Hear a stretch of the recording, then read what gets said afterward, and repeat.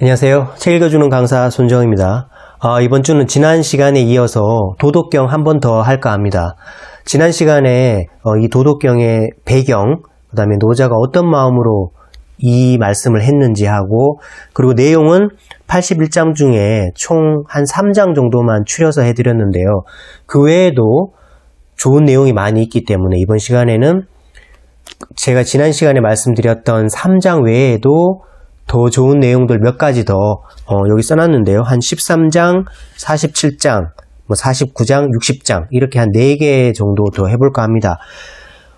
말씀드렸듯이 1장부터 81장까지 하나 다 메시지를 갖고 있는데요. 13장은 제가 뭐라고 정리해놨냐 하면은 오유하환이다 이런 말이 있어요. 이건 뭐냐 하면 내 몸이 있기에 고난도 있다 라는 말이 있어요.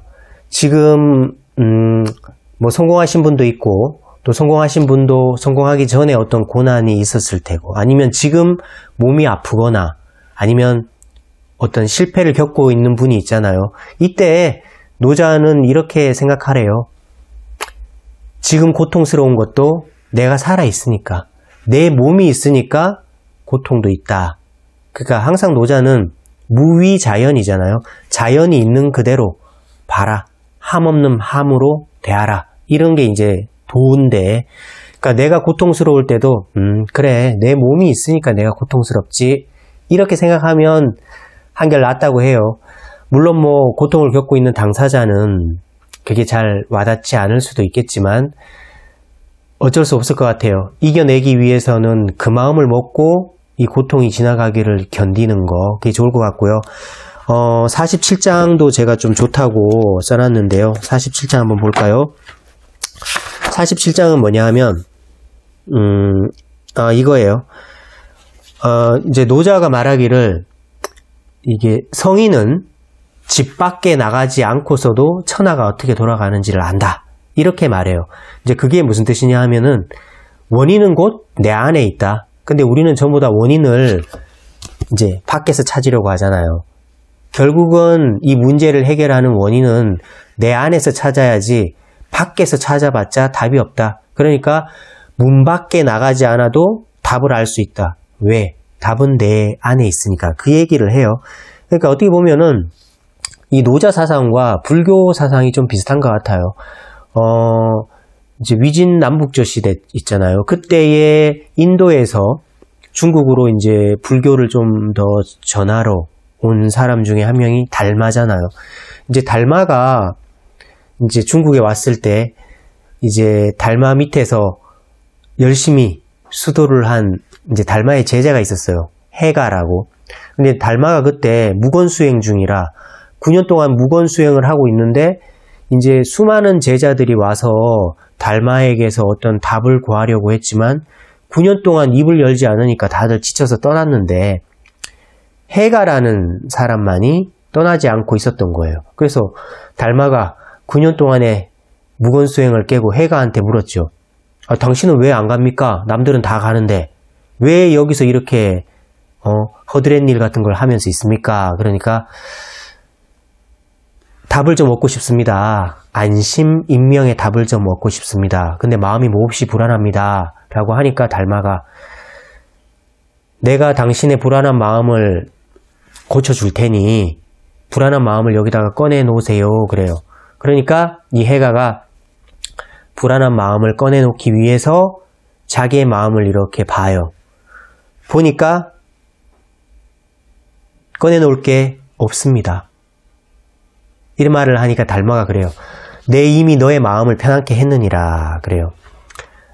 그러니까 해가가 뭐예요? 지금까지는 해가도 마음이 불안한 답을 자꾸 밖에서 찾은 거예요. 그런데 달마가 불안한 마음을 꺼내놔라 라고 하니까 꺼내놓으려다 보니까 꺼내려면 어떻게 해야 돼요? 자기 마음을 봐야 되잖아요. 그때 처음으로 자기 마음을 본 거예요. 자기의 마음을 온전하게 인식하고 나니까 이제 문제의 해법을 자기 스스로 찾아버린 거죠. 그러니까 꺼내놓을 필요가 없고 꺼내놓을 것이 없는 거죠. 그러니까 꺼내놓을 것이 없습니다.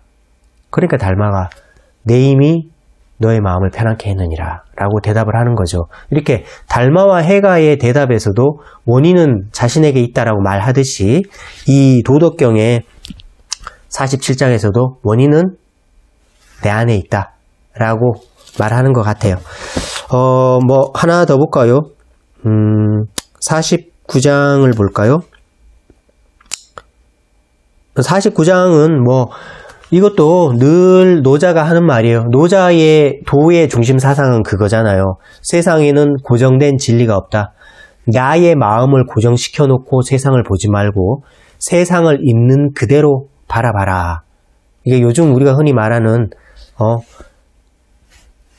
틀리다, 옳다가 아니라 다르다로 세상을 바라봐라. 그 얘기인데요. 이 47장에서 49장에서 그 얘기를 해요.